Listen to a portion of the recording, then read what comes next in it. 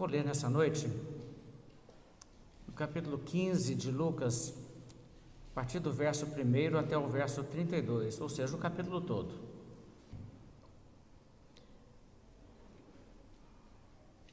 Aproximavam-se de Jesus todos os publicanos e pecadores para o ouvir, e murmuravam os fariseus e os escribas, dizendo: Este recebe pecadores e come com eles.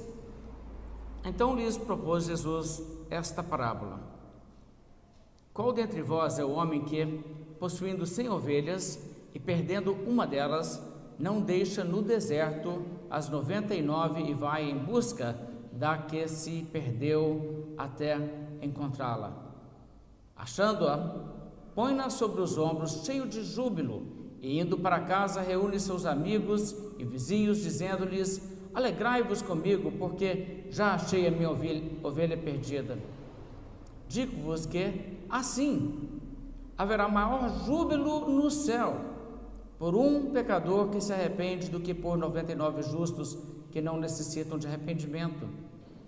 Ou qual é a mulher que, tendo 10 dracmas, se perder uma, não acende a candeia, varre a casa e a procura diligentemente até encontrá-la, e tendo achado, reúne as amigas e vizinhas, dizendo: Alegrai-vos comigo, porque achei a dracma que eu tinha perdido.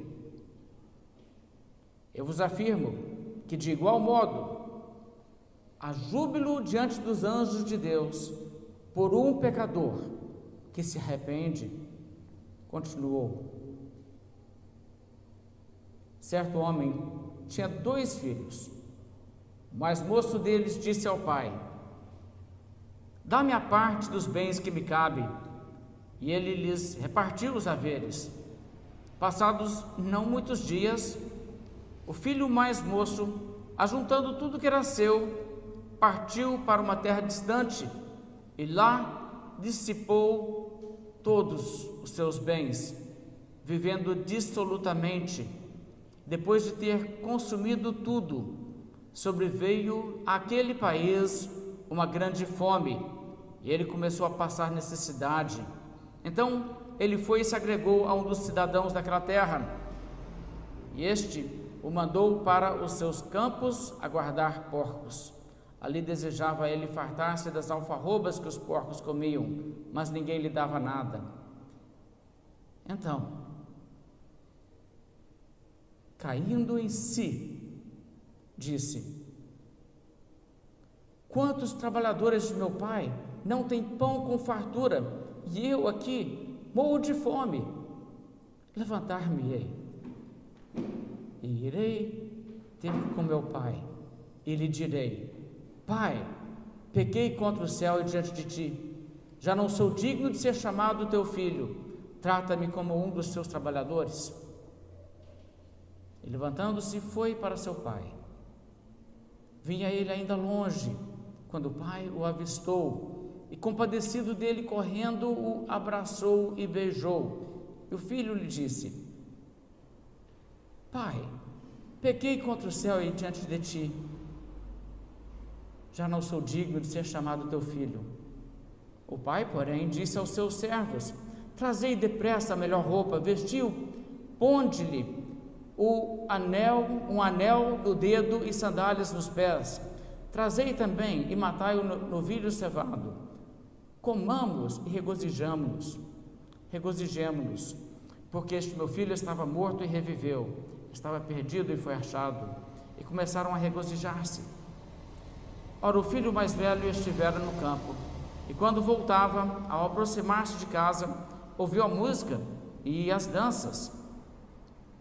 Chamou um dos criados e perguntou-lhe que era aquilo, e ele lhe informou: Veio teu irmão e teu pai mandou matar o novilho cevado, porque o recuperou com saúde. Ele se indignou e não queria entrar. Saindo, porém, o pai procurava conciliá-lo, mas ele respondeu a seu pai: Há tantos anos que eu te sirvo sem jamais transgredir uma ordem tua, e nunca me deste um cabrito sequer para alegrar-me com os meus amigos. Vindo, porém, esse teu filho, que desperdiçou os teus bens com meretrizes, tu mandaste matar para ele o novilho cevado.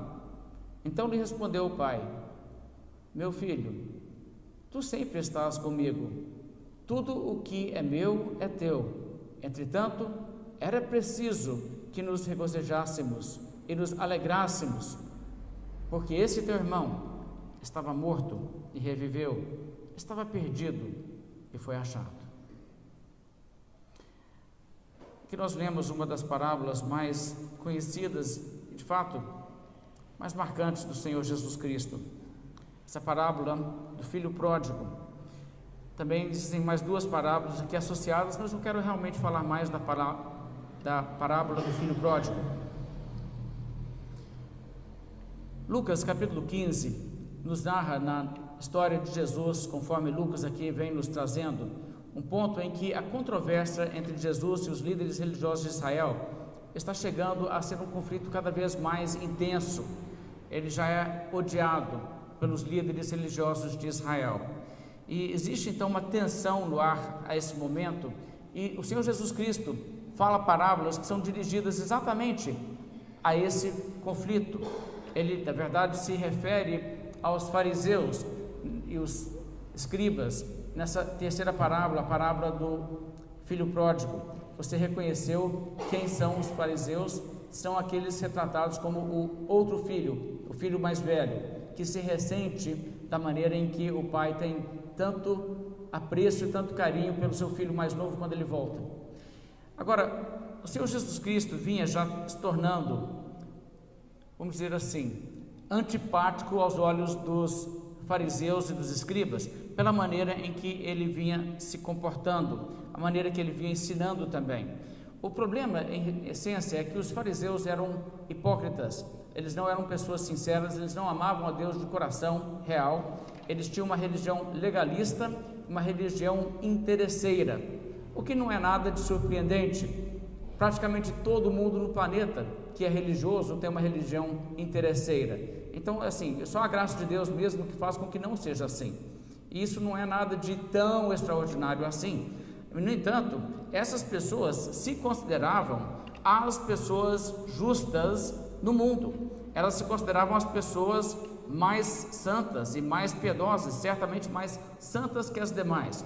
Jesus Cristo entendeu muito bem a mentalidade dos fariseus e ele os retrata, por exemplo, em outra parábola, onde um deles vai ao templo para orar e despreza um publicano que está lá e diz: graças a Deus que eu não sou como os demais homens, nem ainda como esse publicano. Eu sou uma pessoa boa. Isso aí é um lixo humano, é a atitude que ele expressa em sua oração mesmo, falando com Deus. Agora, os fariseus, de fato, se consideravam justos. Esse era um dos seus problemas. Eles não achavam que eles eram realmente dignos da ira de Deus. Eles achavam que, embora eles se considerariam não perfeitos, se consideravam realmente, vamos dizer assim, as pessoas que Deus olharia do céu para a terra em sua geração e diria: ah, esses aí é que são os melhores. Eles talvez leriam alguma passagem como o livro de Jó, onde Deus conversa com Satanás e pergunta para Satanás: viste o meu servo Jó? Eles pensariam assim, lendo a passagem, pensariam: sou eu. Hoje Deus perguntaria para Satanás: viste o meu servo fariseu? Né? Seria essa maneira em que eles se encaravam. Então eles tinham essa perspectiva de si mesmos. E uma coisa que eles tinham por certo é que quando chegasse o Messias imediatamente se aliaria com eles, lhes daria a maior atenção e a maior honra, e se tivesse que ser rodeado por ministros que deveriam ocupar os primeiros lugares, seriam pessoas dentre eles, certamente. Jesus Cristo, no entanto, quando chega, não faz nada disso. Ele não escolhe um fariseu, ele escolhe para os seus apóstolos pessoas que eram pescadores, um publicano, coletor de impostos, outras pessoas que estavam ali vivendo vidas nada realmente de destaque na religião de Israel, pessoas comuns, um zelote, uma pessoa revolucionária, tinha ódio aos romanos, estava pronto para matar romanos, e são pessoas assim que Jesus Cristo converte e traz para si, e então colocar essas pessoas na sua posição de maior envolvimento na sua obra. E eles então, observando isso e vendo esse Jesus tratando dessa maneira, e não assim tratando a eles com nenhuma deferência, eles começam já a se ofender. E quando vê então a atitude com que Jesus trata outras pessoas, eles começam mais ainda a se ofender. Eles veem Jesus Cristo se associando com pessoas que eram pecadoras notórias, pessoas como os publicanos. Publicanos eram colaboradores com a opressão romana em Israel. De fato, a opressão romana era maligna, era uma coisa perversa e era uma coisa que não era correto colaborar com isso. Um coletor de impostos para Roma era um traidor nacional e não era errado perceber que eles realmente eram pessoas que estavam envolvidas em um sistema de opressão. E, no entanto, Jesus Cristo era acessível a essas pessoas. Se um publicano chamava Jesus a ir à sua residência, tomar uma refeição, Jesus ia. E ele fez isso mais que uma vez. E os fariseus ficavam olhando aquilo com um ar de desprezo, até mesmo prostitutas. Jesus Cristo também tinha uma postura de misericórdia para com essas pessoas. E então eles olhavam tudo isso com bastante revolta. Como poderia um homem assim ser um profeta de Deus? Como poderia ser um mensageiro de Deus? E agora Jesus Cristo já dizendo que ele é o Messias de Israel. Eles estão revoltados com essa ideia. Agora, o que acontece no caso dos fariseus com essa revolta que eles têm? É interessante porque existem dois extremos que as pessoas podem adotar, não é mesmo? As pessoas podem ver pessoas que estão atoladas no pecado e vivendo vidas que são notórias de pecado, e essas pessoas podem dizer: eu não tenho preconceito contra essas pessoas, e acabam aprovando o seu estilo de vida, se não é que acabam até se envolvendo com o estilo de vida dessas pessoas. Sabe, existe essa postura de quem diz: eu não repreendo o pecado dessas pessoas. Não tem nada a repreender, né? Cada um tem a sua vida. Isso seria um extremo e seria uma postura errada. Não era essa a postura de Jesus. Jesus não se negava a dizer para essas pessoas que o caminho delas era errado e que elas tinham mesmo que mudar de vida. Por outro lado, os fariseus, entendendo corretamente o princípio de separação do pecado e de manter uma postura que diz para aquele que está no pecado que a postura dele é pecaminosa, aplicaram o princípio certo de uma forma errada, se distanciando dessas pessoas, de modo que elas sequer desejavam o arrependimento e a mudança de vida dessas pessoas, e também fechavam a elas qualquer porta para uma transformação e misericórdia. Elas não tinham misericórdia dessas pessoas. Os fariseus, eles eram pessoas que viam essas pessoas como casos perdidos. Quanto mais cedo forem varridos da face da terra, melhor. Nós não queremos nada a ver com essas pessoas. Então isso, claro, foi para um outro extremo. E Jesus, claro, no equilíbrio, que diz para essas pessoas: vai e não peques mais, confronta o pecado, mas também oferece misericórdia e o perdão de Deus.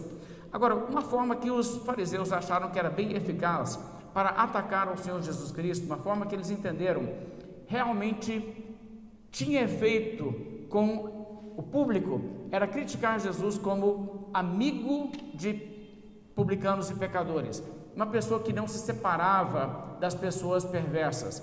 Agora, os fariseus sempre estavam muito preocupados com a popularidade de Jesus, porque as pessoas que gostavam de Jesus, eles queriam gostassem deles e não de Jesus. Eles queriam que essas pessoas, ao invés de olharem a Jesus como referência do que é verdade, queriam que essas pessoas viessem a eles para receber ensino.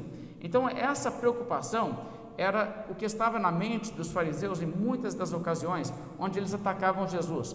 Eles não estavam tentando tanto atacar Jesus porque eles queriam de alguma maneira ajudar Jesus, achando que realmente ele tinha desencaminhado. Eles queriam difamar Jesus diante do público para tentar cativar um público maior para eles e fazer Jesus perder seguidores.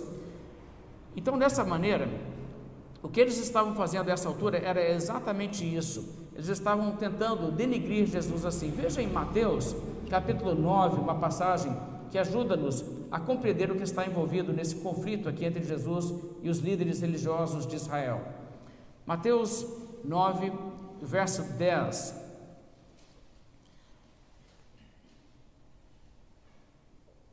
A Bíblia diz: e sucedeu que, estando ele em casa, à mesa, muitos publicanos e pecadores vieram e tomaram lugares com Jesus e seus discípulos.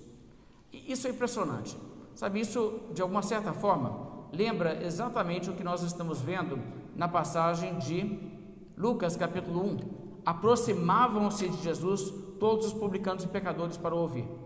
Sabe, quando um publicano foi até Jesus e foi tratado de uma forma tão amorosa, a palavra correu. Quando qualquer pessoa envolvida em outro tipo de pecado escandaloso foi também tratado de forma misericordiosa com Jesus, a palavra disso correu. Nós sabemos, por exemplo, como foi que Zaqueu ouvia que Jesus estava chegando na sua cidade, e ele diz: puxa, esse Jesus, eu queria tanto ver esse Jesus. Está vendo aquela ansiedade? Por quê? Porque ele sabia que a maneira em que Jesus demonstrava amor, até mesmo para pessoas como ele, que já estava meio que agora acostumado a ser só rechaçado. Então ele olhava para isso e dizia assim: eu quero ouvir o que esse homem tem a dizer. Sabe, isso é uma coisa muito interessante sobre Jesus, que deveria ser também uma marca de nós como cristãos.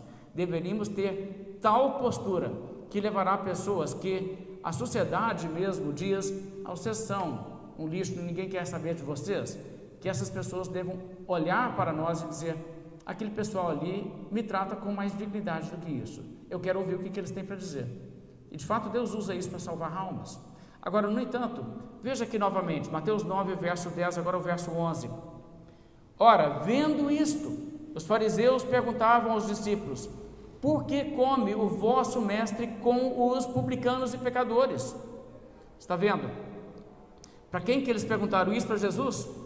Não, eles chegaram para os discípulos de Jesus. Eles estavam aqui numa missão não de tentar entender Jesus e nem de tentar ajudar Jesus, que achavam: é um homem bom, mas está meio desencaminhado, quem sabe? Não, eles queriam, sabe o que? Tirar seguidores de Jesus. Eles queriam tirar os próprios 12 de acreditar em Jesus. Então eles estão tentando lançar essa semente de dúvida nos mais perto de Jesus. E não tenha dúvida que o diabo vai tentar fazer isso na vida do crente. Ele faz isso, não é? Esse negócio da Bíblia, mas será? Por que na Bíblia está assim, sabe? Essa coisa, e tem resposta. E sempre que as pessoas fazem isso, tentando mostrar assim: não sei não, viu? Porque essa moralidade da Bíblia não é a melhor moralidade, não. É um padrão ético meio baixo, não é não? Porque o certo seria, na verdade, sempre que as pessoas fazem esse ataque à Bíblia, essas pessoas estão atacando a Bíblia com um padrão moral, ético inferior ao da Bíblia de Cristo, mas que a sociedade aceitou. E não é verdade que isso sempre acontece? Hoje em dia existem padrões que a sociedade acha: a Bíblia está errada porque a Bíblia fala assim. Olha só, vê se tem condição. Hoje nós sabemos que a coisa é desse jeito, e o hoje de toda geração sabe que alguma coisa na Bíblia está errada e depois descobre que está errado aquilo. Na verdade, a Bíblia está certa.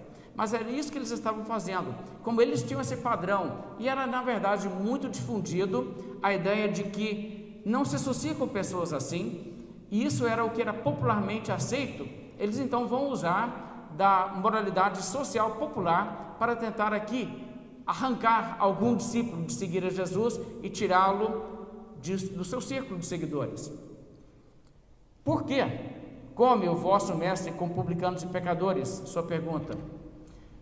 Bem, a Bíblia não diz que os discípulos de Jesus responderam. Talvez os discípulos se sentiram incapazes de responder. Talvez eles olhassem e dissessem assim: sei lá também, eu também não faria. Talvez assim, contaminados com aquela maneira de pensar que estava tão forte da cultura. Mas Jesus é quem retruca, e ele diz no verso 12: mas ouvindo Jesus disse: os sãos não precisam de médicos, e sim os doentes. Ide e aprendei o que significa misericórdia quero e não holocaustos, pois não vim chamar justos e sim pecadores ao arrependimento. Agora olha só que palavra impressionante. Ele diz, olha, eu faço isso pelo seguinte: quem precisa de médico é quem está doente mesmo. Se tem uma pessoa que está bem, ela não precisa. Então essas pessoas precisam de ajuda.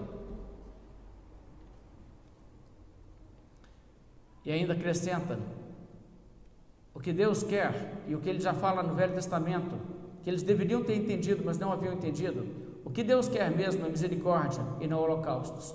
Claro que Deus prescreveu holocaustos. Quando eles faziam os sacrifícios prescritos pela lei de Deus, era obediência, era certo, mas aquilo era na verdade não o essencial.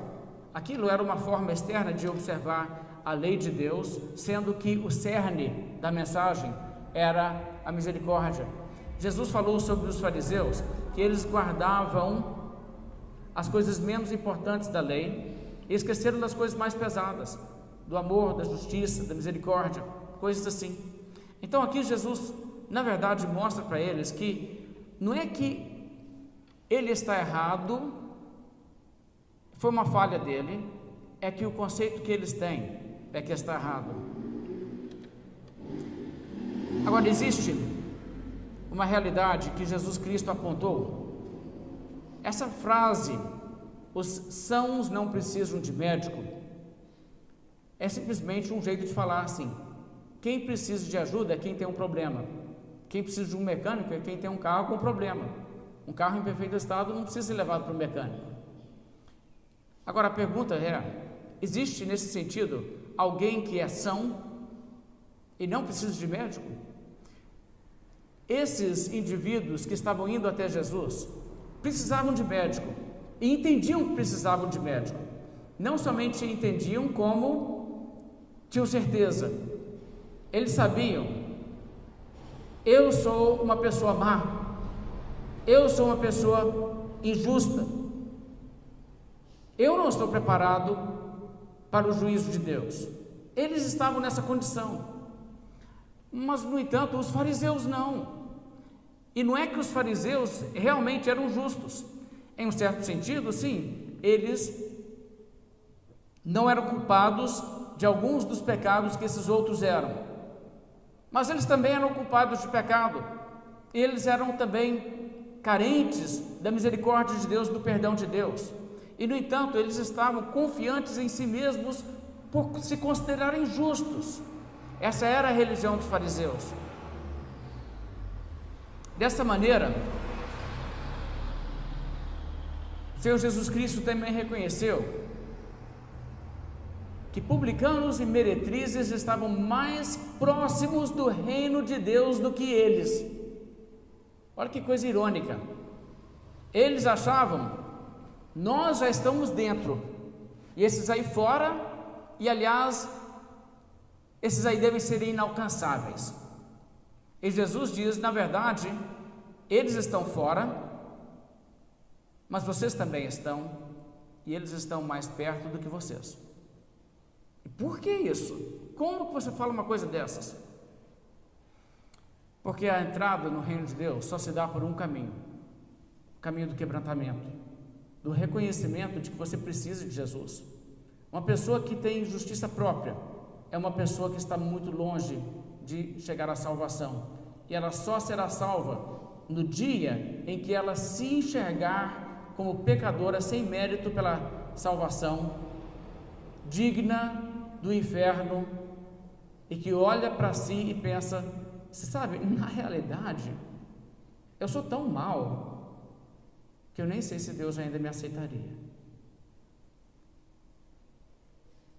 Isso é o processo pelo qual uma pessoa é salva, a pessoa cair em si e reconhecer isso. Então, nesse sentido, embora as vidas dessas pessoas eram vidas realmente com pecados graves, esse reconhecimento pelo menos eles tinham, o reconhecimento que diz: se Deus me der o que eu mereço, Ele me abandona para sempre. Eu sei disso. E Jesus disse: isso aí é essencial. Não se chega ao céu sem entender isso aí. Você já entendeu isso aí? Eu digo isso, irmãos, porque olha, aqui na cidade de Congonhas, pouca gente entendeu isso. As pessoas não acham que se Deus lhes der o que elas merecem, elas vão para o inferno. As pessoas não acham isso. As pessoas acham: não, eu sou uma pessoa boa, eu não faço mal às pessoas, não. Pode ser que alguém aí mereça o inferno, mas eu não mereço o inferno, não sou tão ruim assim, não. E essa atitude é exatamente a atitude dos fariseus. Sabe quem está mais perto de ser salvo do que essa pessoa? Uma pessoa que já quebrou tantos tabus da própria sociedade, que ainda dá uma liberada geral para praticamente quebrar todas as leis de Deus e só restringe alguns pontos, mas que quebrou nesses pontos e se sente tão mal que olha para si no espelho e diz: nossa, ali está uma pessoa que Deus deve ter horror. Essa pessoa pelo menos entendeu que ela precisa de um Salvador. Ninguém vai à busca de um Salvador que não entende que precisa de um Salvador. Uma pessoa que está aí se iludindo: eu sou uma pessoa boa, eu sou uma pessoa legal, eu não estou indo para o inferno coisa nenhuma, não. É uma pessoa que está indo para o inferno com certeza. Isso é trágico. E essa era a condição dos fariseus. Agora, voltando para Lucas 15, eu quero que vocês vejam como o Senhor Jesus Cristo rebate esse ataque que essas pessoas fizeram. Ele conta 3 parábolas. A primeira parábola é a parábola da ovelha perdida. É uma parábola muito conhecida, cantamos um hino que refere a isso hoje, agora no culto, falando sobre: buscou-me com ternura Jesus, o bom pastor. Isso é uma passagem, uma parábola, onde Jesus retrata o pecador como aquela ovelha que se desviou. Isaías 53, todos nós nos desviamos do caminho, como ovelhas desgarradas. E a ovelha é aquele animal que não acha o caminho de volta, não acha o rumo. Essa ovelha está numa condição que nunca poderá se resgatar, totalmente dependente do pastor sair atrás dela, e é o que ele faz. E aqui então Jesus mostra, olha, o amor de Deus por essas pessoas, cada uma individualmente é tal que se ele tiver 99 lá seguras, ele vai atrás daquela uma para buscá-la. E ele enfatiza nisso que a salvação resulta por iniciativa de Deus. Não é o homem que sai atrás de Deus, é Deus que sai atrás do pecador. E então assim ele retrata. Na segunda parábola da dracma perdida, novamente, é uma figura tão interessante, porque a ideia é que pode ser que tenha 9 lá, mas uma está perdida, essa uma importa para o coração de Deus, então Deus vai atrás dela. Mas novamente, não é a dracma que sai rolando de onde está e busca a dona. A dracma vai ficar lá sem nada acontecer, a menos que seja encontrada pela dona. Então isso reforça a realidade de que Deus é quem move e toma a iniciativa, não é o pecador que sai correndo atrás de Deus.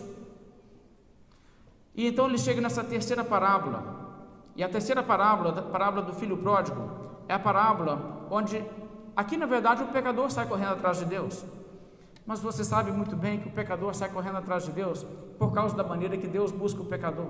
Isso já é compreendido nas primeiras 2 parábolas. Jesus realmente consegue expressar a realidade daquele momento de uma forma tão lúcida, tão brilhante, que no fim, ninguém que ouvindo aquelas parábolas foi para casa aquele dia pensando assim: realmente, os fariseus têm razão, Jesus se envolve com gente que não podia, né? Não, pelo contrário. Naquele dia as pessoas todas foram para casa pensando assim: a postura de Jesus realmente está certa. E os fariseus foram embora envergonhados. Ninguém ali chegou à conclusão, depois de ouvir como Jesus retratou a coisa, que o envolvimento dele com essas pessoas em buscá-las. Porque isso que ele estava fazendo, ele não estava saindo com eles para pecar, ele estava ali para falar com eles do perdão, do amor de Deus. Então, nesse momento, o que acontece é que Jesus consegue realmente demolir todas as críticas e dar um entendimento do que é a realidade nesse assunto. Vamos então analisar essa parábola. Em primeiro lugar, Jesus Cristo começa contando essa parábola e no verso 11 ele diz: certo homem tinha 2 filhos, o mais moço deles disse ao pai: Pai, dá-me a parte dos meus bens, a parte dos bens que me cabe. Isso já seria um choque. Eu acho que nós não pensamos muito como que isso funciona, porque nós não estamos muito inseridos na cultura da época em que Jesus falou isso. Mas veja bem, falar de herança com o pai, antes do pai morrer, claro, depois não tem como falar com ele, né? Mas falar assim de herança antes da morte do pai implica uma impaciência pela morte do pai. Isso é escandaloso. É o tipo de coisa que diz assim: eu queria já ter minha parte, eu queria que já tivesse o velho já tivesse morrido aí para mim ter minha parte. É isso que comunica. E o que você deve entender é que quando ele fala dá-me a parte dos bens, sabe, a parte dos bens não era uma coisa que ele poderia dizer assim: eu vou lá no banco e vou tirar o dinheiro. Os bens não estavam no banco, os bens estavam no patrimônio da família. Pela lei em Israel, repartir os bens numa situação como essa, um homem que tem 2 filhos, o primogênito fica com 2/3 e o mais novo fica com 1/3. Essa seria a lei em Israel. Seria impossível o pai fazer aquilo e manter o mesmo padrão de vida. Ele teria que vender coisas, teria que vender bens, talvez vender a casa onde ele estava, se ele não tivesse muito patrimônio além da própria casa. Para que ele então atendesse esse pedido do filho, ele teria que realmente fracionar ali os seus pertences para transferir de uma vez para o filho e reduzir aquilo com que ele tinha para continuar vivendo o resto da sua vida. E ninguém faria uma coisa dessa. Isso era, como eu disse, uma coisa escandalosa. A reação que se esperaria de um filho que fizesse um negócio desse, ele levava um tapa na cara, talvez ser deserdado, porque isso é absurdo de se sugerir. Mas esse filho atrevido vai perante o pai e fala isso, e veja com que tom ele fala: pai, dá-me a parte dos bens que me cabe. Ele nem realmente pede, ele meio que exige, ele chega com essa atitude. Jesus falando isso, seus ouvintes ouviriam e ficariam assim: quem faz uma coisa dessas? Mas Jesus os choca novamente e prossegue: e ele lhes repartiu os haveres. Veja como o pai age. O pai, ouvindo essa demanda do filho, diz: tudo bem, você quer isso? Eu faço. Não existe nenhuma censura, não existe um protesto, existe tristeza, mas o pai diz: tudo bem, pode ir, está aqui. Essa postura seria novamente algo inesperado. A palavra que Jesus está contando aqui, essa história, está realmente sim, chocando e revoltando os ouvintes a essa altura. Seria impossível numa realidade como a daqueles dias, uma coisa assim acontecer, sem os vizinhos, os parentes, todo mundo tomar conhecimento. O que aconteceu? Era uma desonra para o pai, era uma vergonha para o pai isso. E no entanto, o pai deixa que o filho receba dessa forma. Verso 12: ele lhes repartiu os haveres. O que isso realmente retrata, falando do sentido da parábola, é que quando o pecador recusa servir a Deus, o ser humano que é criatura de Deus, se rebela contra Deus e diz: eu vivo do meu jeito, Na verdade, isso é uma insolência muito grande da nossa parte, e é uma coisa indigna de se fazer com o nosso Deus. Deus que é o nosso benfeitor, nosso Criador, a quem todos nós temos uma dívida enorme por inúmeras bênçãos, e nós recusamos servi-lo. Deus que não exige de nós uma coisa que não seja simplesmente o que é certo, o que é justo, o que é, enfim, também para o nosso bem. E nós tomamos uma atitude de afrontar a Deus e dizer: não vou fazer, quando Deus diz para fazer. E dizemos para Deus: faça se eu quiser, quando Deus diz não faça.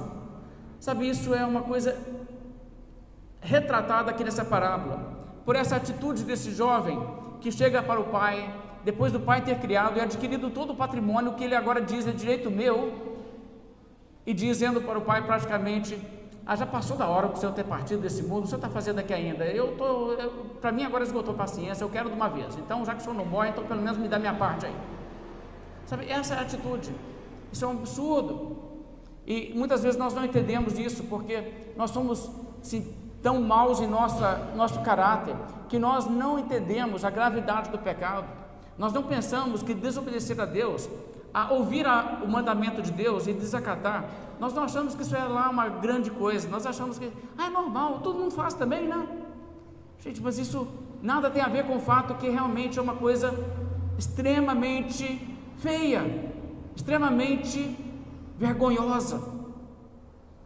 Deus é santo, Deus é bom, e Deus é o nosso benfeitor, e a lei de Deus é perfeita, e a coisa mais natural que deveria existir no coração de uma pessoa, criatura de Deus, é descobrir na mais terna idade, existe um Deus que me criou, e dizer: sério, eu amo esse Deus, como que eu posso servir esse Deus? Como que eu posso agradar esse Deus? Eu posso conhecer esse Deus? Se Ele quiser me conhecer, puxa, eu quero conhecer, eu quero ter um relacionamento com Ele. Gente, isso deveria ser nossa atitude, mas não. Nossa atitude é uma atitude de dizer: eu quero viver minha vida, se Deus vai atrapalhar, eu quero distância. Você está vendo? Isso é uma coisa maligna que está em nossa natureza pecaminosa, e isso está sendo aqui de alguma forma retratada na parábola. Mas também é retratado aqui o fato que, quando o ser humano se aparta de Deus, não é Deus que empurra o ser humano para lá, é o ser humano que diz: eu quero ir, e Deus que diz: tudo bem, não no sentido de aprovação, mas no sentido de não impedir. Que impedir Deus pode, totalmente capaz de impedir, mas existe aqui a realidade que Deus atura o insulto e trata o ser humano com paciência, permitindo tempo para arrependimento, quando na verdade Deus poderia muito bem, no primeiro sinal de insubordinação de nossa parte, dizer: eu não vou aturar esse insulto, vai para o inferno. Show! Deus poderia, mas Deus não faz isso. Deus trata do pecador de uma forma tal que Deus deixa expresso a bondade dele, até mesmo quando o pecador está afrontando a Deus. Que pecador está hoje vivo no mundo, em rebelião contra Deus, que não está recebendo bênçãos de Deus, mesmo nesse instante? É claro que existe um limite, é claro que a Bíblia fala de Deus dar tempo para arrependimento, a pessoa não se arrepender e Deus trazer juízo, mas também, irmãos, a Bíblia fala que a bondade de Deus, a longanimidade de Deus conduz as pessoas ao arrependimento, e Deus trata dessa maneira com os pecadores, mesmo quando as pessoas já poderiam estar com o destino selado, muitas vezes Deus estende a essas pessoas um gesto de longanimidade, de paciência e de bondade. O amor de Deus é de tal natureza que o seu amor sendo rejeitado,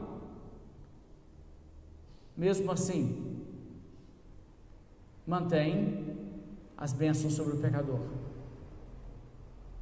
Verso 13, nos dias passados, não muitos dias, o filho mais moço, juntando tudo que era seu, partiu a uma terra distante e lá dissipou todos os seus bens, vivendo dissolutamente. Isso é uma coisa trágica. Você sabe que um patrimônio não se adquire de noite para o dia. É uma coisa difícil você ter lá propriedade, bens, como esse homem tinha. Esse jovem inconsequente, tomando ali o que levaria para ele uma vida para construir de herança do seu pai, talvez até do seu avô, do seu bisavô, um patrimônio acumulado durante gerações, quem sabe. Quer a distância do pai, por isso ele vai para uma terra distante, e lá ele não trabalha, indica, ele simplesmente vive gastando aquilo que ele tem, e ele vive na farra, ele vive uma vida vergonhosa. Mas nessa condição, a Bíblia diz, passados não muitos dias, vocês viram isso aqui no verso 13? Não demorou nada, não? Foi o tempo necessário para conseguir tudo, como quem diz, não aguento mais ficar por aqui, eu quero sair daqui o mais rápido possível, não aguento esperar mais. Mas nessa condição, ele foi embora, foi para outra terra. Mais uma vez, os ouvintes da parábola deveriam estar pasmos, né?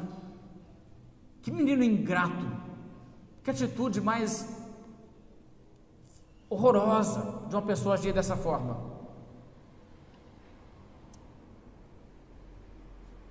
E no entanto, em fazer dessa forma, coisas que não estavam no seu controle aconteceram,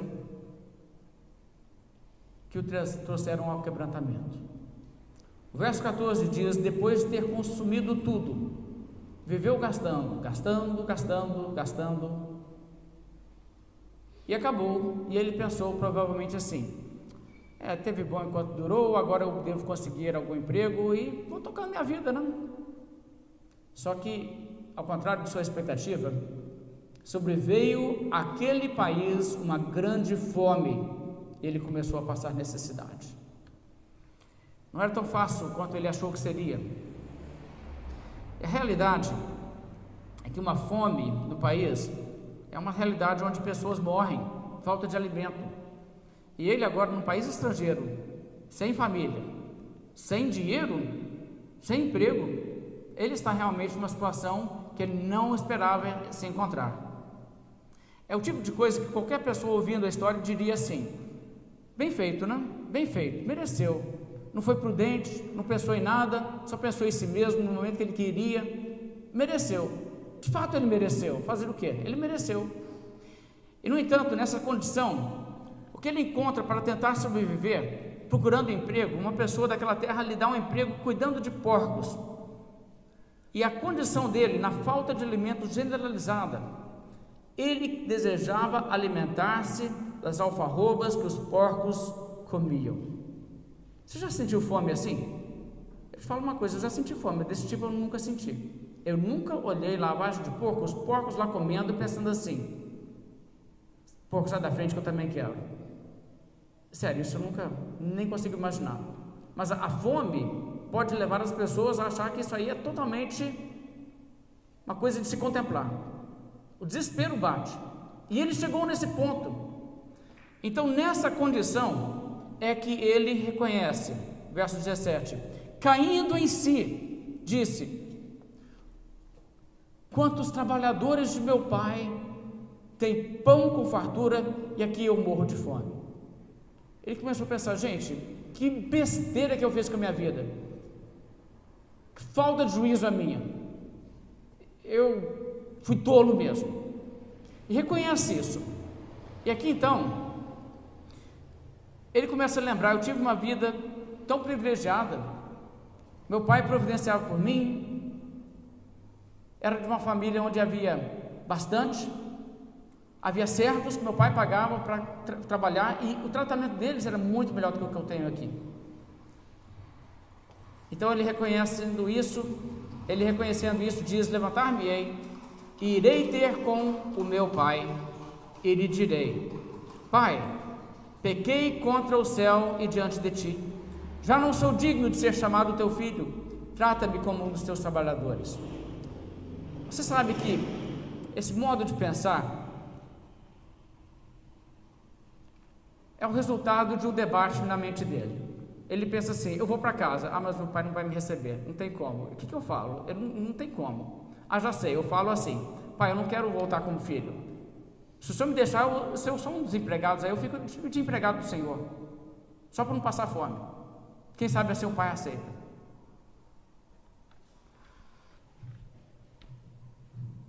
Isso é que é o reconhecimento do pecador de sua condição.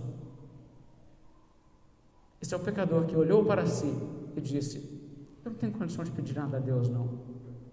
Se eu pedir perdão a Deus, vai ser difícil. Sabe, a pessoa não pensa assim: não tem condição de Deus me receber mais. Isso é o que o Espírito Santo faz no coração de uma pessoa que Deus está salvando. A pessoa para de começar a pensar assim: sabe de uma coisa? Eu vou me converter a Jesus Cristo. Jesus vai ficar tão alegre que ele vai estar pegando mal boi, né? Eu sou uma pessoa tão joia, vou acrescentar tanto o movimento cristão.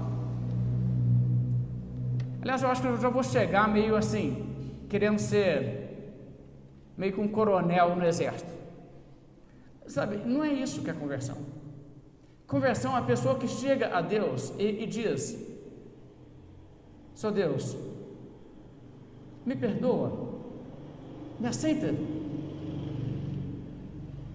porque eu sei que eu não sou digno disso. Agora, irmãos, olha, há duas pessoas no mundo, dois tipos de pessoas. Existem as pessoas que nunca caíram em si, nunca chegaram a esse ponto, e estão cheias de justiça própria, se achando, se sentindo super bem espiritualmente, se sentindo sem necessidade de se quebrantar, de chegar perante Deus e clamar misericórdia, porque não, tipo assim, mas eu sou uma pessoa muito legal. Existem essas pessoas, que é o outro irmão. Existem as pessoas assim. Agora, você sabe o que é irônico? E isso é extremamente irônico. As pessoas dos dois lados se surpreendem. A pessoa que acha: Deus não tem motivo de estar tão bravo comigo, não. Deus está furioso com essa pessoa, porque essa pessoa é pecadora, sim. Ela é rebelde, sim. Ela é indigna, sim. Ela que não se enxerga. E por outro lado, a pessoa que, por fim, tem os olhos abertos para enxergar a sua miséria espiritual, essa pessoa tem uma surpresa lhe aguardando também, porque quando ela começa a achar: não tem jeito para eu ser salvo, de repente ela começa a perceber: Jesus Cristo morreu por pecadores, Jesus Cristo morreu pelos piores dos pecadores, e o que a Bíblia diz é que ainda que os vossos pecados sejam como escarlata, aquela coisa impregnada, que não se saía, mesmo que você lavasse, mesmo assim se tornaria branco, e não um branco rosa desbotado, mas branco como a neve. E a neve é uma coisa impressionante, é branco brilhante, e Jesus diz, a Bíblia diz: ainda que o vosso pecado seja como escarlate, se tornarão brancos como a neve. E o que a Bíblia mostra é que a reação do pai, quando esse filho vem chegando, não é o que ele esperava. Ele vai com o discurso pronto, de como ele vai tentar convencer o pai ainda para recebê-lo de alguma maneira. Olha o que ele vê. A Bíblia diz, verso 20: e levantando-se, foi para seu pai. Via ele ainda longe, quando seu pai o avistou. Isso já diz alguma coisa, não é? Como é que seu pai o avistou assim de repente, tão de longe? A indicação parece que o pai estava sempre virado, olhando para o lado de onde ele teria que vir se ele voltasse, sempre meio que vigiando aquele lado, muito mais do que ele desejava voltar. O pai desejava que ele voltasse, e de longa data. Vinha ele ainda de longe, quando seu pai o avistou, e compadecido dele, correndo, o abraçou e o beijou. Gente, mais uma surpresa. Você sabe que no Oriente Médio, nessa época da história, todos os homens usavam uma espécie de túnica. Não sei se vocês já fizeram uso de alguma túnica. Eu já usei túnica quando fiz programas de Natal, quando era criança, sabe? É complicado você correr com uma túnica. Teve um programa de Natal onde nós tínhamos que subir na escada para chegar na plataforma, né, de onde ficava a peça teatral. Eu era um dos reis magos nesse ano, e eu vim andando, 3 nós trazendo coisas, chegamos nos degraus, cada um de nós carregando uma coisa com as 2 mãos, foi levantar o primeiro pé assim para subir o degrau da escada, a túnica não deixou direito, tropeçou e caiu primeiro. Foi o segundo, caiu também, o terceiro caiu também. Né? Parecia que não era uma peça séria, parecia que era uma peça de comédia, né?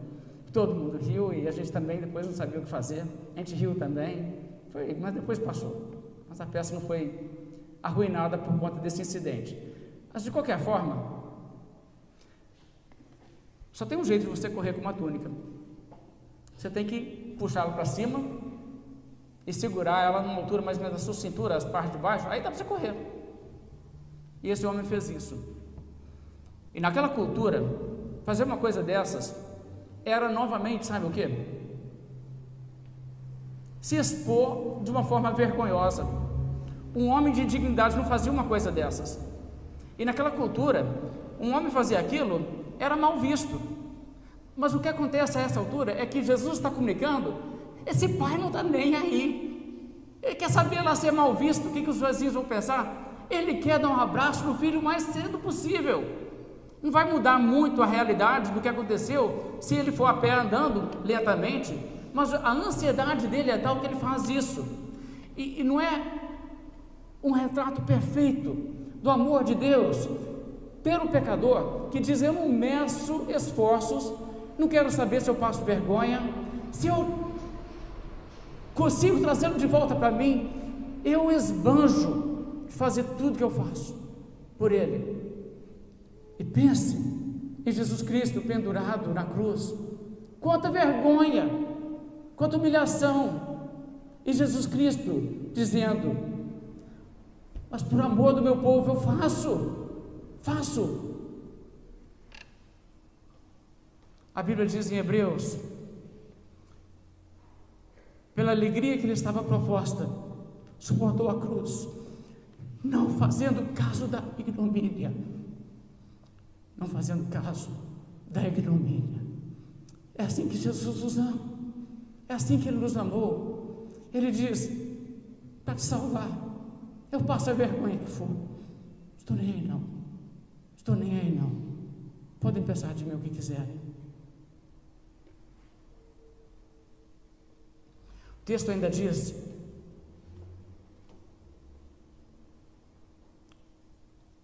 verso 21, o filho lhe disse: pai, pequei contra o céu e diante de ti, já não sou digno de ser chamado teu filho. Está vendo, ele tinha ensaiado isso e falou exatamente o que ele preparou falar. Veja o quanto o pai presta atenção. O pai, porém, disse aos servos: trazei depressa a melhor roupa, vestiu, ponde-lhe um anel no dedo, sandálias nos pés, trazei também e matai um novilho cevado, comamos e regozijemo-nos, porque este meu filho estava morto e reviveu, estava perdido e foi achado. E começaram a regozijar-se. Gente, isso aqui é impressionante, que a Bíblia aqui fala que acontece. Ele nem se interessa por essa proposta de um novo arranjo que o filho traz. Eu quero ser como um dos servos. Não, nada disso. Ele estava descalço, põe a sandália nos pés, coisa que não se faria se fosse contratá-lo como servo. Põe a melhor roupa que tem na casa nesse menino. O anel, símbolo também de ser membro da família. É isso que ele faz. O filho não sabe o que fazer com tudo isso. O filho está totalmente chocado. A surpresa para o filho é enorme. Não era isso que ele esperava. Não era mesmo. Mas esse que é o amor de Deus.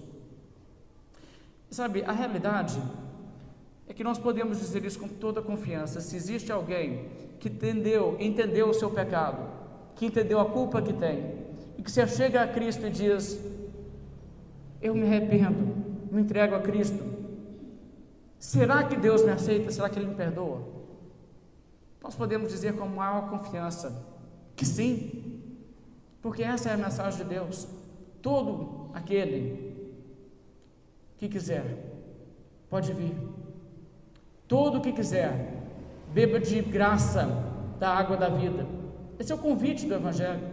Se a pessoa legitimamente quer, se arrepende realmente do pecado, entende a sua culpa diante de Deus, ela se surpreende com a recepção amorosa que Deus dá e a recepção para a posição de honra como filho. Irmãos,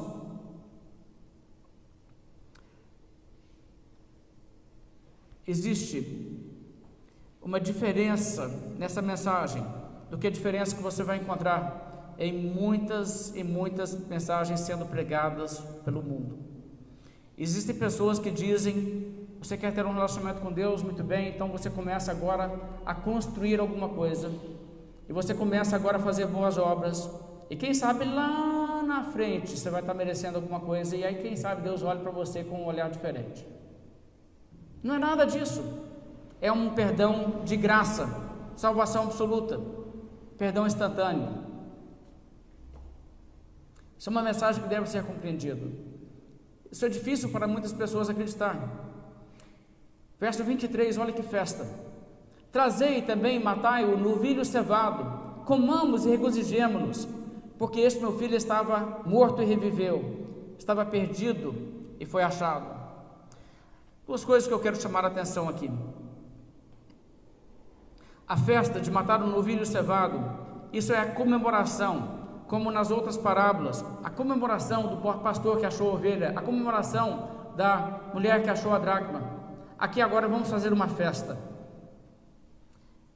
Existe júbilo no céu por um pecador que se arrepende. Você acha que quando uma pessoa é salva, e Deus dá realmente o perdão para essa pessoa, pode acontecer dessa pessoa depois acabar sendo perdida novamente? Se houvesse esse risco, faria sentido comemorar? Não seria o caso de dizer: muito bem, agora temos mais esperança do que antes, mas né, está cedo para celebrar, vamos ter que esperar até o final. Entende o que eu estou dizendo? Porque quem celebra aqui é Deus. Agora imagine a situação: um pecador se arrepende, Deus na sua onisciência sabe, mas daqui a 5 anos esse aí vai perder a salvação. Mas por enquanto vamos fazer um jogo de faz de conta e vamos celebrar. Faz sentido? Nada a ver. Só faz sentido por um motivo. Agora que houve essa mudança, esse arrependimento e essa conversão, existe a certeza também de nunca mais haver nenhuma recaída.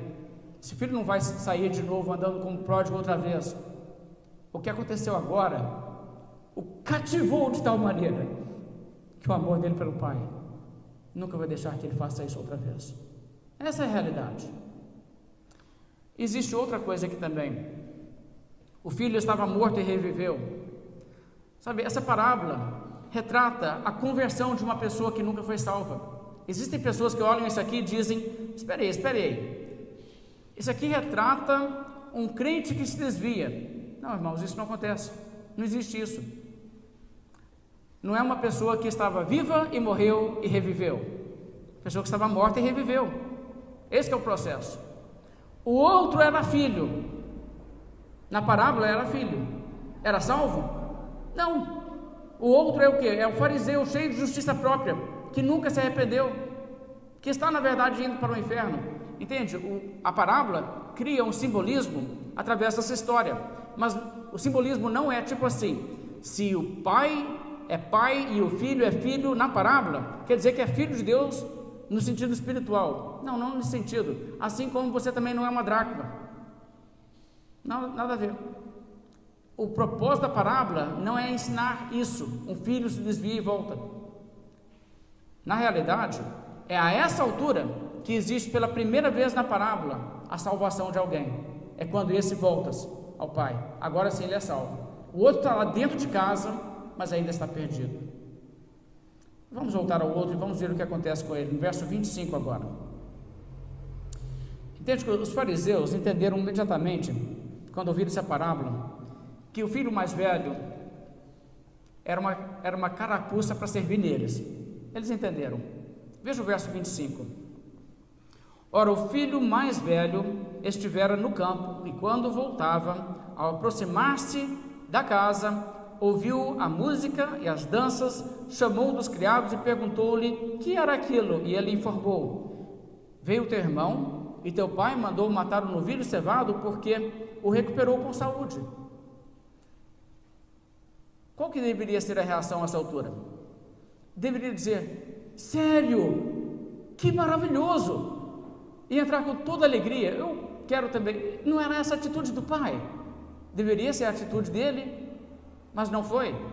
Verso 28 diz: mas ele se indignou e não queria entrar. Ele se sente insultado, sabe? E isso aqui trata aquela pessoa que de alguma maneira se sente merecedora mais do que outra pessoa, que sente de alguma maneira que Deus dá atenção para essas pessoas aí, não faz sentido, eu mereço mais do que essas pessoas, sabe? Aquela pessoa que olha ao redor e sente o seguinte: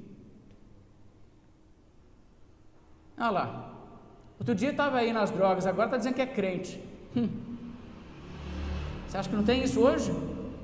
Tem isso hoje. Tem pessoas que olham com desprezo, uma pessoa que sai do vício e é resgatada, uma vida salva, e as pessoas olham e falam assim, né? As pessoas vão e aprontam um tanto de coisa para depois virar crente. Glória a Deus se virar crente.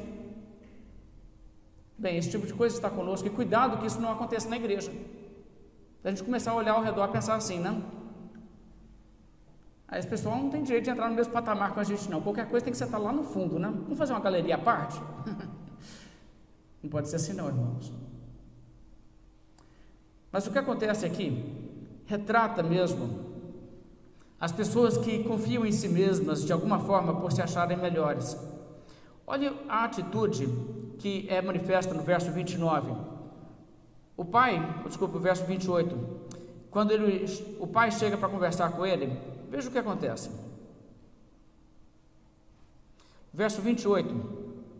Ele se indignou, não queria entrar, saindo, porém, o pai procurava conciliá-lo.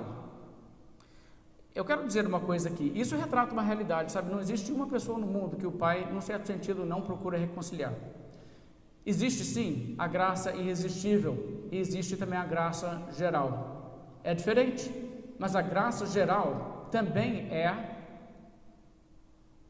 um convite ao arrependimento. Não existe uma pessoa que Deus não diz para a pessoa: venha celebrar, venha ser salvo. Não existe uma pessoa que Deus não procura reconciliar.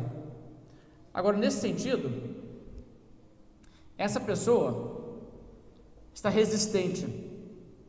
Verso 29, ele respondeu ao seu pai: há tantos anos te sirvo sem jamais transgredir uma ordem tua, e nunca me deste um cabrito sequer para alegrar-me com os meus amigos.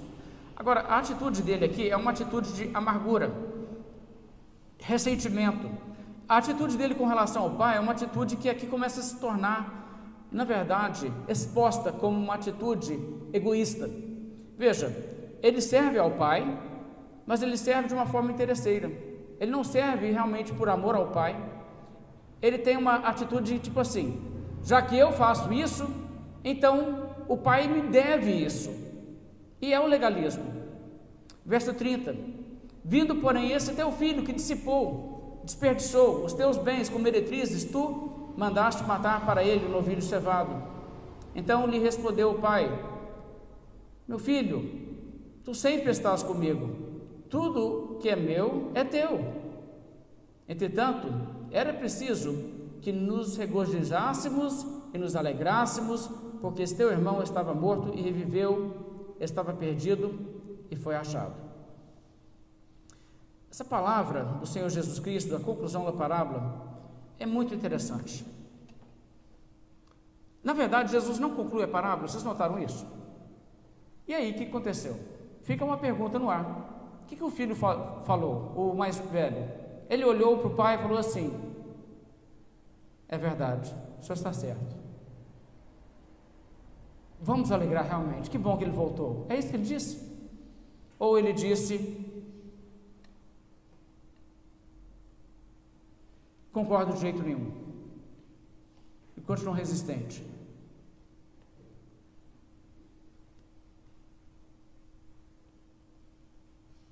Ou ele ficou com tanta raiva do pai que ele passou a espancar o pai e matou o pai?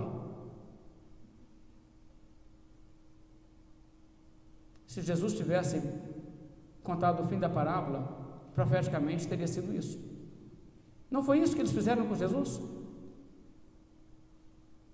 Mas Jesus não terminou a parábola, ele deixou em aberto. Ele deixou aberto com essa proposta: vocês que estão me ouvindo, vocês façam o fim da parábola. Qual que vai ser o fim da parábola? Na realidade, aqueles tiveram essa reação, se indignaram mais ainda, não aceitaram e se voltaram contra Jesus. Mas também é perfeitamente verdade que muitas pessoas, ouvindo essa parábola de Jesus, também ouvindo essa palavra, caíram em si e se arrependeram. E se existe alguém que hoje que está na condição ou do filho pródigo longe do pai, ou do filho mais velho dentro de casa, mas longe do pai, que seja hoje a ocasião para um arrependimento. Não existe nada que impede tanto um quanto o outro ir ao pai e dizer ao pai: eu não sou digno, mas me aceita. Vamos nos colocar de pé, fazer uma oração.